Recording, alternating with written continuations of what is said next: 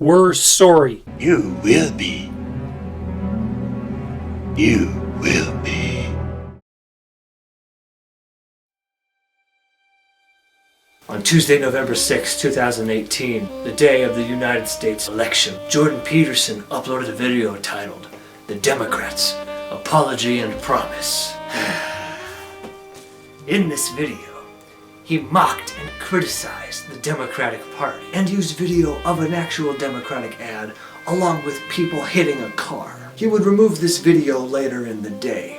Unfortunately for him, I have this video on my hard drive. Now, ladies and gentlemen, you may have noticed that I am an American. So join me, my Yankee friends, as I expose this cookie canuck trying to influence our elections. Not on my watch, you Maple Humper. So this video of his starts with him saying, We are the Democrats. but he then goes on, and instead of actually saying anything about the actual history of the Democratic Party, he instead starts singing the praises of America and our financial success. We've produced generation after generation of leaders whom, despite their faults, have helped establish and maintain a country that has served in the main as a beacon of light and hope to the desperate masses of the world, yearning in those immemorial words to breathe free. He attributes the ending of discrimination to people working together. We have all worked together, despite our differences, to produce a society where desperate want is a rarity, where hard-working men and women can produce a better future for themselves and their children, and where the arbitrary disadvantages that have in the past held so many of us back and deprived others of our genuine talents have in good faith been continually reduced and minimized. And Peterson did a really lazy job editing this, and there's no way this was intentional on his part. But while he's saying this, you may notice that Paul Ryan shows up. Oh geez, I am so sorry for showing you this disturbing image. I should have included a content warning on this video. Now, at this point in the original video, they were talking about the actual accomplishments that the Democratic Party has made in recent times and what their priorities are. This in turn leads to how the Republican Party and their current policies are fueling an even greater gap in income inequality. Peterson delivers a drastically different tone that changes the message of the original ad at this moment. The game got fixed. For an entire generation, income flatlined. Big donors made sure lawmakers cared more about Wall Street than your street. Back in the 80s, a CEO made 30 times what his workers made.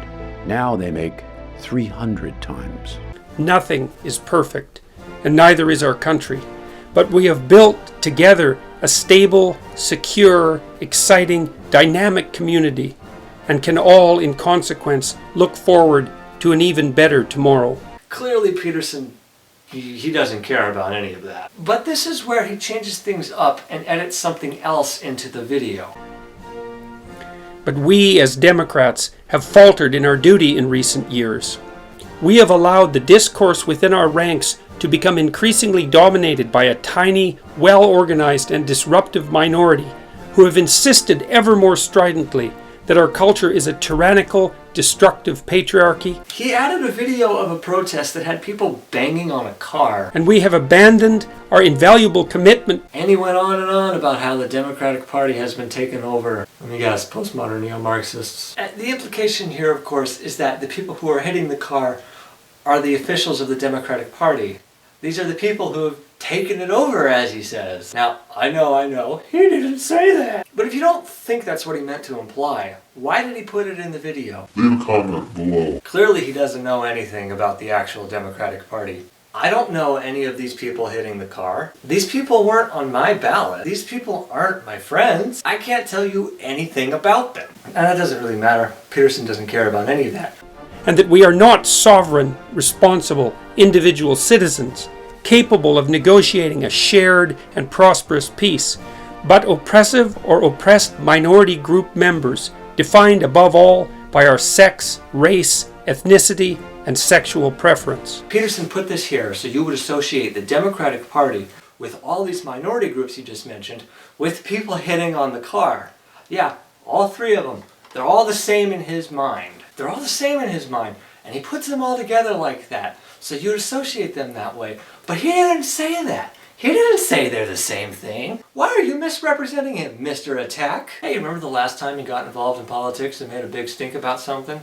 You know, Bill C-16, the thing he lied about? Yeah, he certainly was a pillar of intellectualism and honesty with that one. We should trust his political opinion on this, too. It's almost funny, because by him making this video and removing it, it conflicts with a lot of other things he said about himself. In the discussions that I've had with people, let's say in the mainstream media, about the response to me, there's a chronic and constant attempt to make it political. It's not political. What I'm doing is not political. It's psychological. Okay. See, because I'm very, very, very careful with my words. So he's lying. Again. Getting that out of the way, he predictably goes on to harp about free speech.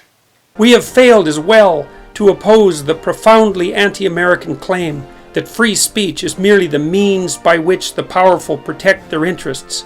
You know, it's interesting that he says that. Here in the United States, freedom of speech is intrinsically tied to freedom of the press.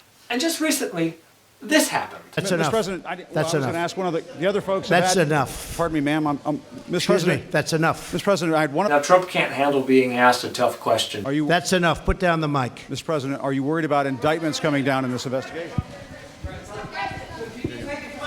And he predictably, when he's asked about this, he behaves like a toddler and kicks Acosta out.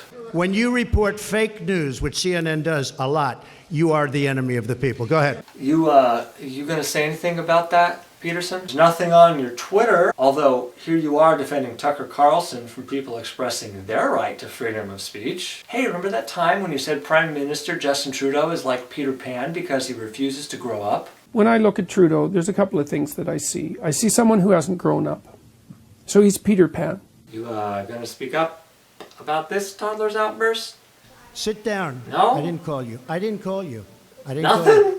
You made several comments before defending Trump. In fact, in the description of your re-upload, you even say, "You may wonder why a Canadian might involve himself in such an endeavor. It's partly because everything that happens in the USA happens to us too, later. So some moderation of the political polarization currently afflicting the West everywhere, beginning perhaps in the USA, would be good for everyone." So, are you gonna put any blame on the big orange elephant in the room? You gonna put any blame on the big guy at the top in the US? Or are you going to continue blaming everything on people that don't have power? Oh, I'm sure it's all just a big postmodern conspiracy and Trump is actually protecting you, isn't he? These are rhetorical questions. I know Peterson doesn't possess that level of integrity. Oh yeah, in the very next sentence of this video, he says the Democratic Party has betrayed its constituents. We betrayed and insulted our primary constituency, and we squandered the opportunity to elect the first woman to the position of the presidency of the United States. Oh no, but that's not enough. He goes on to mock those who are rightfully worried about this administration and the direction of this country. Then, instead of taking responsibility for our well-deserved failure and loss, we insisted upon vilifying those who defeated us appropriately and honestly in the honorable democratic process. Kick them while they're down, Petey. He uploaded this the day of the election before he learned that the House was flipped. Yeah. You know, I remember when I first started vilifying. I was younger then. I was hanging out with the wrong crowd. The first time, it felt so good. Then I just couldn't stop. I was 22 when I first started hearing people defending Trump making comments about grabbing.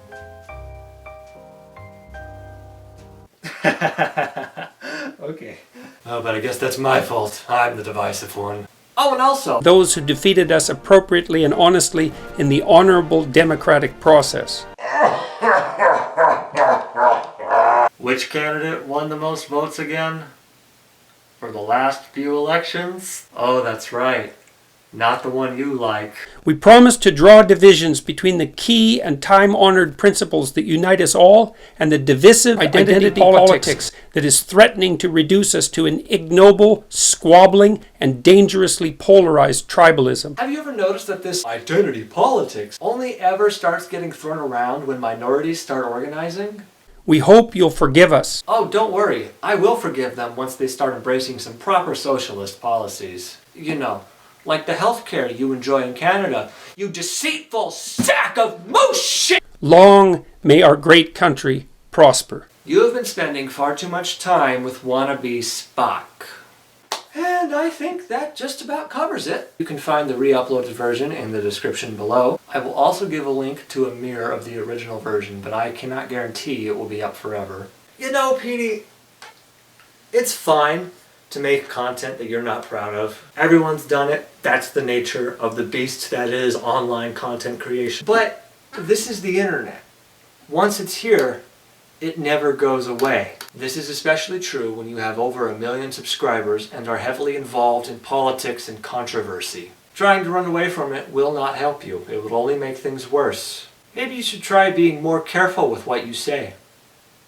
I can completely understand why you would remove this video. It makes you look really stupid and partisan. And some asshole on the internet would probably dig through it and use it against you to make you look bad. Hello folks, and thanks for watching to the end. If you liked this video and want to see more, make sure to like and subscribe. If you want mental stimulation, give a comment. And if you want to stop the likes of Peterson from destroying our democracy, then share this across the free internet. And if you don't want these things, feel free to do them anyway.